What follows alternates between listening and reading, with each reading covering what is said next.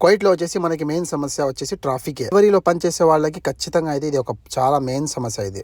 క్వైట్లో delivery కంపెనీలో పనిచేసే వాళ్ళు ఖచ్చితంగా ఈ 2 టైంలు అంటే తెలుసుకోవాలా. పొద్దున్న పూట 7 నుంచి 9 వరకు, మధ్యాహ్నం 12 నుంచి 3 వరకు.